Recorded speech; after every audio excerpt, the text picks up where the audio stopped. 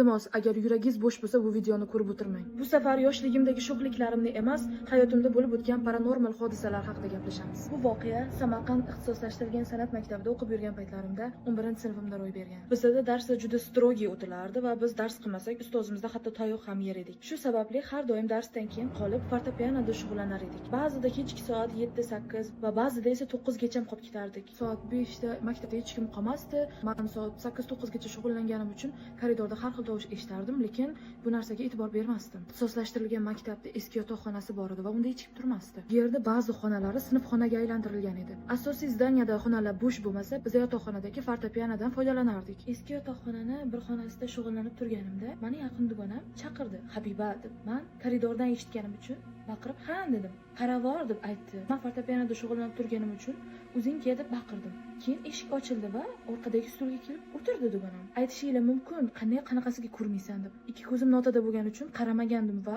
kirib kelganini his qildim, eshitdim ya'ni. Orqamda kimdir borligini bilardim va uni men dugonam deb o'ylagandim. 10-15 minutdan keyin shug'ullanib bo'lganimdan keyin papkamni oldimda "Endi ketdik" deb aytib orqamga qaraganimda hech kim yo'q.